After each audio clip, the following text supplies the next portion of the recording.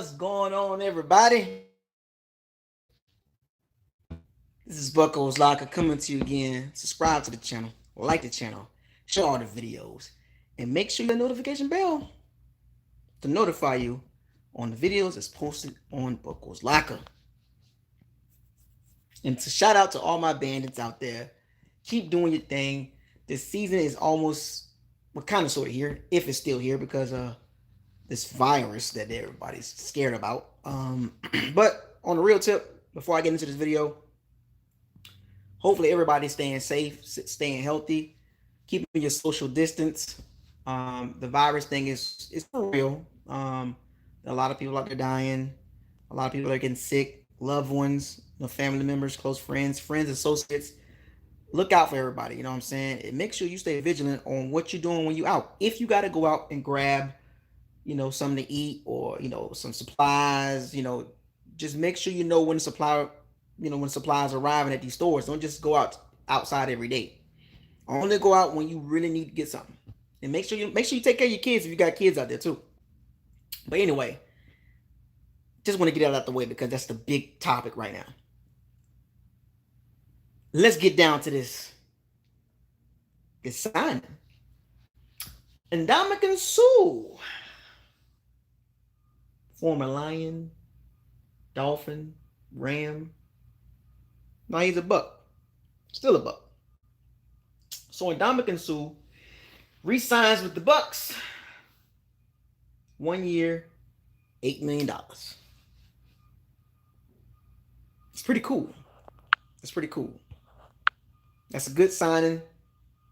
I remember when Bruce Arians was talking when the season was over with, and he said he wanted to make sure he brings. What's up, Dick? What's up, Dick? What's up, D-Tawan? D-Tawan? What's up, man? That's one of my bandits right there. Bruce Arians mentioned he wanted to bring priority the last 6-7 games. Well, I think 6 games. They were top 5 in the DVOA, since people like to use that ranking to rank the Bucks. Even some of the media members have used top 5, and it was more the last 5 or 6 weeks. They were not top 5 the whole entire season. So I want to make sure Bucks fans and people that's just following the Bucks defense was good for the last 6 weeks. Okay. And the offenses they played was not like, I'm not trying to hate, I'm just giving you the reality of it.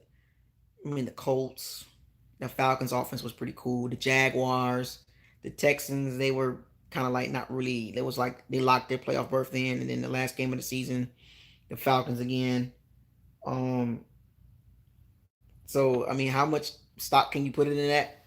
You got to put some in it because there was an improvement made. And the improvement that was made was the secondary, and they got rid of a guy named Vernon Hargreaves from the 2006. Hey, I got to speak the truth, man. From the 2016 draft class, that whole draft class was a wash. And so once that individual left, the defense played with confidence. Devin White got healthy. But the key of that defense was the front 7 or the front 4, if you want to call it front 5, with Vita and Suh and JPP when JPP got back, Shaq, Barrett, Golson. But Suh kind of changed the defense. He's actually done a better job than Gerald McCoy in a short period of time. I'm not saying Suh was a Buck all-time great or anything like that, but Suh has made a difference. Shaq Barrett sacks increased 19.5. Villa is learning from Suh. He's got a mean streak. He plays very aggressive, and he's learning. He actually learned how to really play last year after his first year was up and down. But Suh and Villa up in the middle, you can't run on us. It's hard to run on us. It really is. Like, to be honest with you, it's really hard to run on us. We got Lavonte, and Devin White right behind Suh and Villa. And Suh's influence on the defense has dramatically changed the defense. The first time this defense has looked like a defense in years. Like because remember, prior to game like 9 or 10, defense was we always had the number one running defense, but it just the secondary was dragging the defense down. Like we finished in average yards per game allowed, it was like 15th, but a lot of that had to do with the run defense because the pass defense was so horrid. Regardless of how many interceptions Jameis threw, the defensive secondary was still horrible in the first 10 games. So yeah, you can say, oh, it was a short field and James didn't do him no favors and all that. But there was a lot of times that teams would drive down the field and still score. So where was the excuse with that? You know what I'm saying? So remember, I am here to tell the full story, not parts of the story. I'm not here to drive a narrative about one person. I'm here to give you the full story, not an anti and not a pro guy. I give you the full story. So if you're going to mention a piece of the story, I'm going to fill in the rest of the blank. Okay. So yes, the defense had short fields a lot last year, but also the defense gave up long drives too. So let's not create this one narrative that the media has told the Bucks fans. Okay, watch the games. Daniel Jones, Russell Wilson, Teddy Bridgewater, those games like that, right? But that's a whole nother story. But Dominican Sue, I digress on that. I was about to get crunk. But the Dominican Sue, man, I like the signing. I like the re-signing. That was a priority. Bring the front seven back. That's what Bruce did. So shouts out to doing that. He stuck to his word on that. There are some other things that we still got to get some depth because we lost Nassib and Bo Allen. So those will be addressed via draft or through free agency. Because it's still, I mean, the season might not start no time soon. So training camp probably going to be on hold. There probably won't be a training camp if this sticks around. If it's done by Easter, as the guy said, then it's done by Easter. If not, it is what it is. That means it'll affect OTAs and training camp. And will it bleed into the season? Who knows? Because it will be crazy if the season starts and the coronavirus is still sitting around. It's crazy. So that'll hurt the team, its chemistry and all that stuff like that. You just can't walk up and start playing, right? But Ndamukong Suh, big signing, a big re-sign for the defense. Look forward to the defense continuing to improve. We got to get some depth. We got to get some more D linemen, some younger D linemen because JPP and Suh is old. So in the draft, the replacement for Suh in a lot of mock drafts or JPP is Chasen or Kinlaw. Now that's not guaranteed both of those guys be there, but a replacement for Suh is vital, very vital. Whether it's a younger free agent or through the draft, you got to make sure we have a backup for Suh because he's old. He's a year older now. See, a lot of people don't understand is when every year you get older in the NFL, a young guy is coming to take your job. The NFL is not for long. You know what I'm saying? It's not for old guys. It's for young guys. So Suh can be productive. I don't know how much production he can give at another year old. Can it be 60% of the snaps, 70% of the snaps? Got to keep him fresh. But he's kept himself in shape. And Ndamukong Suh has kept himself in shape for his whole career. I think he had a couple injuries here and there, but overall his career has been pretty healthy. He's made a lot of money, so he's good. Is $8 million, was it a reach for a guy past 31?